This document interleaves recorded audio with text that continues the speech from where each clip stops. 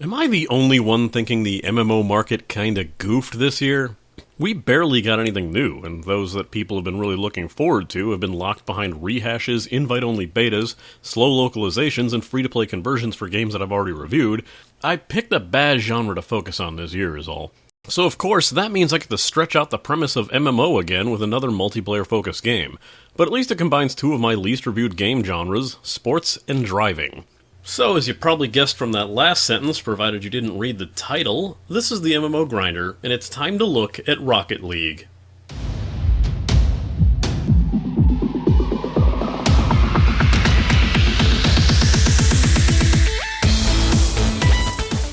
Rocket League is a physics-based multiplayer driving/soccer game by Psyonix and the direct sequel to their previous PS3 title, Supersonic Acrobatic Rocket-Powered Battle Cars.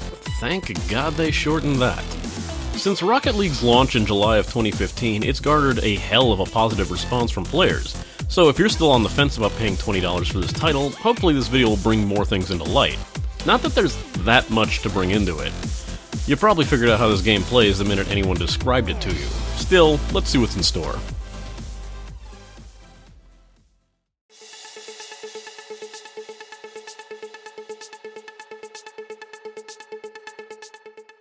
This game is easy on the eyes and the PC. It has a nice sharp aesthetic with clean lines, making it easy to pick out what's going on. Well, makes it easier, but we'll get into that. Rocket League uses a lot of color within its world, with quite a few vast, colorful arenas to play in with different lighting conditions, and this extends to the various little skins and add-ons that you can give to your battle cars to use within those arenas. Said skins allow you to change the look of your vehicle, keeping it shiny or perhaps even making it look rusty, or hell, even giving you the option to go cel-shaded with some tuned paint jobs, and add those finishes to any unlocked decals as well, creating some interesting combos for personalization, which sadly can't be done to the DeLorean, but I guess that's fair. Oh yeah, the DeLorean was added for Back to the Future Day as a fairly priced DLC, and while you can't change anything but the color of the neon and the sidewalls, the level of detail put into this car is staggering, featuring the iconic out-of-time license plate, the Mr. Fusion reactor, and a booster with the iconic time sparks and fire trail. And boosting while in midair will shift the tires into flying car mode. It's a really well done model. With all the flash of the effects and the cars in tow, the game becomes a chaotic work of art at all times, with spectacular crashes, rocket trails everywhere, and cars flipping around every which way in a scramble for the ball.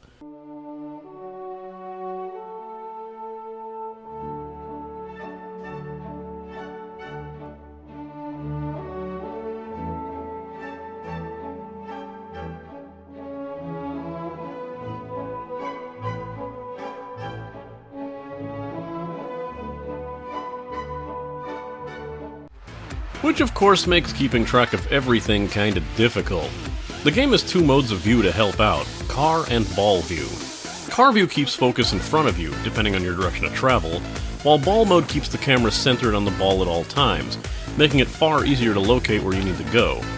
Each features a downside, as car cam makes losing the ball pretty easy, granting you only a small white arrow pointing to its general direction. And ball cam will always show the ball, meaning when it's inevitably launched several dozen feet into the air, you won't be able to see where you're currently driving. It's probably wise to get used to switching between the two depending on your situation, but be prepared for some headaches early on.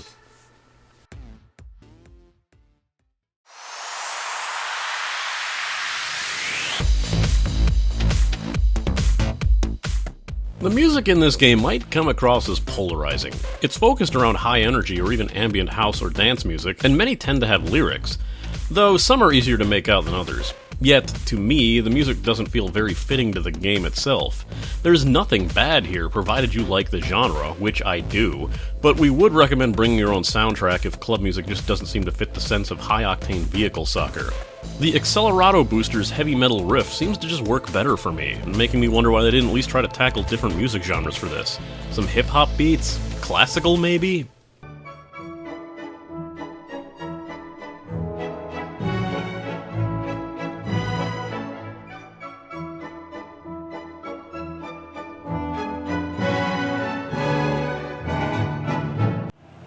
The sound effects themselves are very well done, and a lot of effort was actually put into the smallest of details.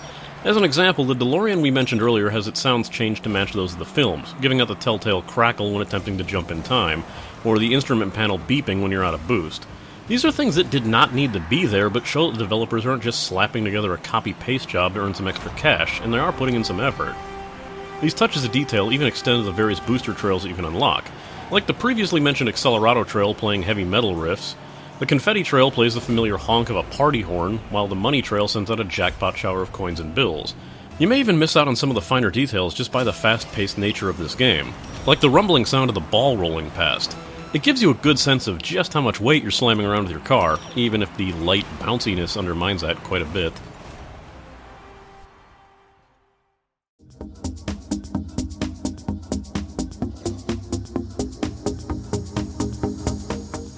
Rocket League's concept is incredibly simple. It's soccer with cars. I understand that saying something like that might be dumbing down the concept to its basic core, and taking away from the nuances that other people might enjoy about the game, considering that we just came off a game where people were willing to dismiss as Left 4 Dead with swords. Yet, at the end of the day, calling Rocket League soccer with cars is really it. Hell, it's considered by some to be streamer bait at this point, in the vein of Goat Simulator and I Am Bread. You know, something that showcases the hilarious nuances of a physics engine, with little actual substance beyond that. But I wouldn't go that far. The game's appeal is definitely more vast, but that soccer with cars phrase is just too fitting of a descriptor. However, as part of the long-awaited November update, they did add mutators, which allow you to change up special aspects of the gameplay, like lowering or increasing gravity, the size and or shape of the ball, and several other features that can make the game easier or borderline unplayable just for some added hilarity. Control is simple enough depending on your preference. Most people seem to prefer a controller, as a mouse and keyboard setup uses WASD and takes away your ability to perform the analog steering that you would get with a joystick, as well as place some controls in some odd-feeling spots, like leaving the boost to left-click, jumping to right-click, and space to toggle the camera focus between your car and the ball. While keys of course are rebindable, the lack of analog leaves controllers a much more desired option. At least it gave me a good handle of my new Steam controller included with this game for free when pre-ordering it. My choice for this episode is starting to make a lot more sense now, isn't it? Your objective in any game is as basic as you can get the ball into the opponent's goal. Unlike soccer, there are no set positions. No one has to be a forward or a goalie, but you can. If anything, the gameplay for casual players of the title will likely resemble a grade school soccer field at the gym. You know, hordes of children all slamming into each other in a massive swarm as their legs flail aimlessly at the ball, with no sense of direction, purpose, or strategy beyond me get ball. Now imagine that with cars and you have a general sense of a casual Rocket League match. You'd think constant collisions of this nature would introduce some sort of damage mechanic, but luckily the devs understood how terrible that would probably end up. Even if the idea of a bunch of smoldering, wrecked cars feebly rolling a ball around the field cracks me up as much as the idea of a car that was barely tapped flipping over and crying in agony until something carries it off the field. That's not to say you can't destroy other cars. Simply just use your boost to gain top speed, slam into an enemy car, and they'll explode. They'll respawn in like 3 seconds, but it's a way to take a key player away from the ball or goal if things get rough. Keep in mind, this is base game rules, and modifiers can allow this to happen merely on contact, or to friendly players, and several other horrible pranks you can play on your gaming group. Until we see how the hockey update changes the game, the modes break down as simple 1v1 up to 4v4, with a higher amount of vehicles leading to more chaotic gameplay. The standard seems to be 3v3 with the highest at 4v4 being appropriately labeled Chaos Mode, as it usually devolves into mindless ramming and slap fights instead of coordinated play. We also have a confession to make that while the base game can be found incredibly frustrating and lead to bickering, we had the time of our lives turning the mutators up to ridiculous levels of derp and just having a good slap up while half the team tried to fly the DeLorean in a recreation of Back to the Future 2. Fortunately for those who want to get your feet wet before diving into the online matchmaking, there are several single-player options to choose from. First and foremost, there is the usual tutorial mode, but this really just boils down to the most simplistic controls, and a couple game modes to test your skills, with varying degrees of BS piled on. After that, we come to the more interesting exhibition mode, which allows you to set up a custom match for LAN play or to play by bots against yourself. Then we get the season mode, which does exactly what it implies. You make a team filled out with bots and play matches in a season setting like you're in a normal soccer league. With these various modes, you can help ease your way along the rather steep learning curve. See, this is one of those easy to learn but hard to master games, as the wonky physics and sharp handling of the cars can throw you off easily. And with so much of a chaotic mess on screen, it can be really hard to understand what's going on at any given time. Which, while helped by the art style, doesn't really help when you're in a 4v4 dog pile and the camera goes off its meds. It's anyone's guess as to what'll happen. You might feel completely useless and detrimental to your team when first starting out. I felt so, Kurochi felt so, Nate felt so. Dresker is some kind of tech mutant able to play video games flawlessly upon seeing the loading screen, but let's just say it's a common thought process. After a while, it'll click, and you might just feel better getting your feet wet with some bots matches before you bother to head online. One word of caution though, the bots are incredibly psychic cheaters, assuming that you aren't playing on rookie difficulty. Since the AI acts as a single unit and always knows where the ball's going to land and when to jump to hit it, you can expect to see a lot of shenanigans. Most amusingly, the bots are actually so coordinated that this is one of the rare games where playing against the AI can be far more frustrating than playing against another human being. While I'm certain there are likely skilled players, checking every piece of their car for a slight variance in hitbox, and using that to a meta advantage, because, let's face it, there'll always be that subset of players, you'll likely have an easier time playing online. But that's all for another section, isn't it?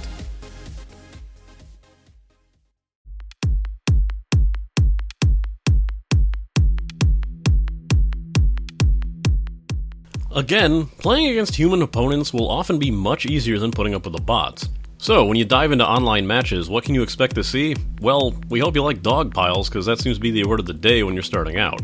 Though, if you want to jump into the wolf's den, try and search for a 4v4 match with a full party, and prepare to get the grass handed to you by elite players. While the game seems overly basic, there's a lot of clever maneuvers that you can pull off with enough time and skill.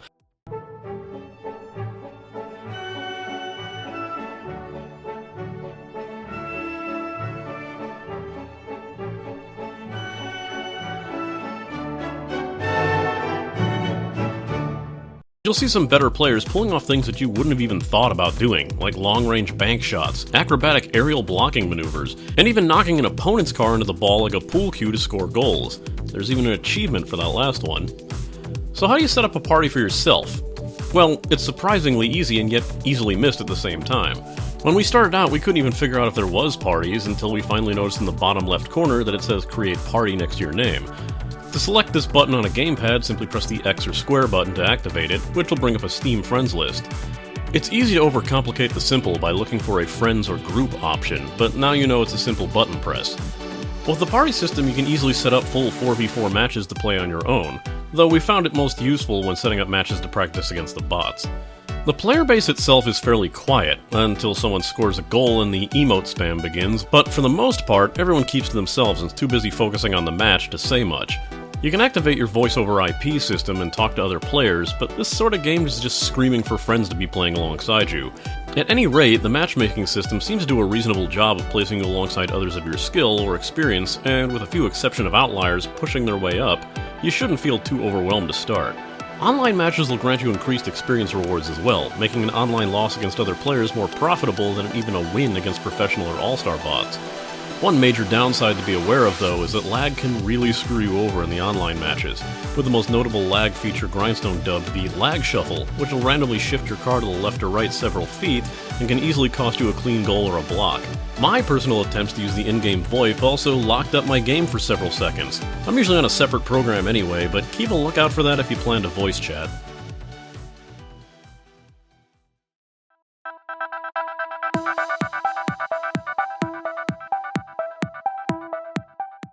As I mentioned in the intro, the game isn't free. It'll run you $20 at base price to play. There's also a 4-pack option if you're the giving type who wants to get a core group of friends in there with you. There isn't really much more to say in this section, as there's only a few DLC packs on the storefront, and all of them seem very reasonably priced. The DeLorean, which had so much effort put into it, will only set you back $1.99 at the most, which makes it an incredibly good value for your purchase. The other 2 DLC currently available cost $3.99 each, with the first, Revenge of the Battle Cars, adding 2 of the classic battle cars from SARPBC into the game, along with cosmetics, and the second, known as Supersonic Fury, which will add 2 completely new battle cars and cosmetics associated with them. The developers are offering up the soundtrack for the game as well at $4.99, and other than that, there really isn't much more to say. The biggest new update was allowing for mutators, and that was completely free, and from the sounds of it, the hockey mode will also be free. Considering this game started its life on the PlayStation Store, veterans from that will feel right at home here.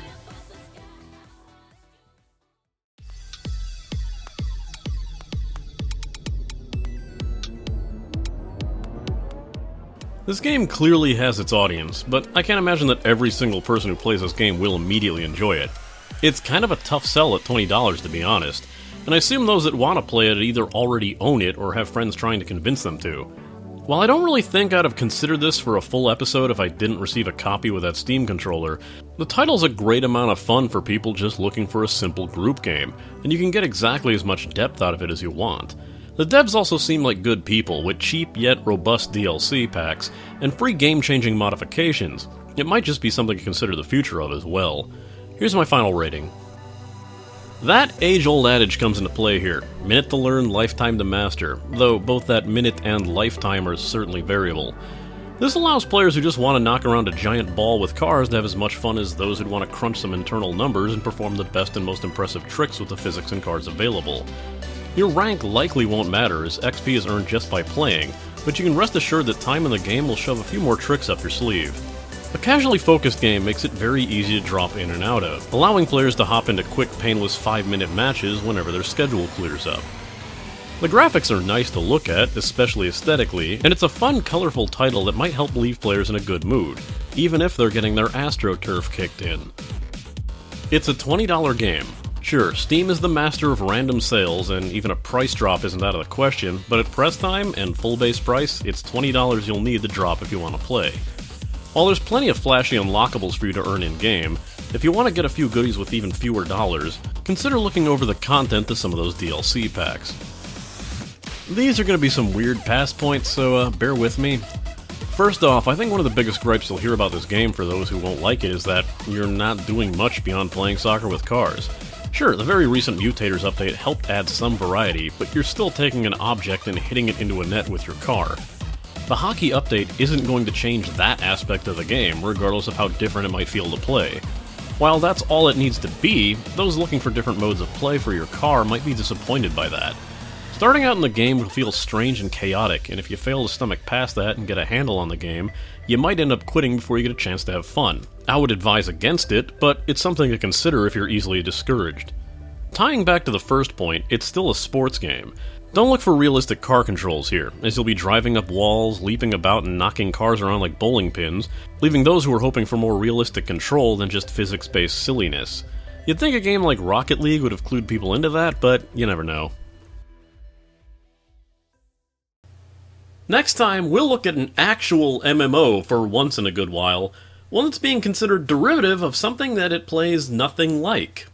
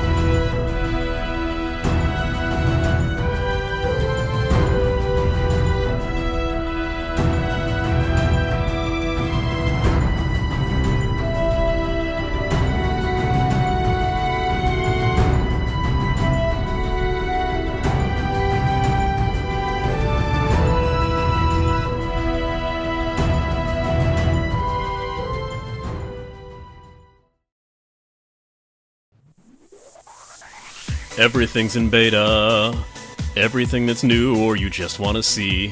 Everything's in beta. So I looked at Rocket League.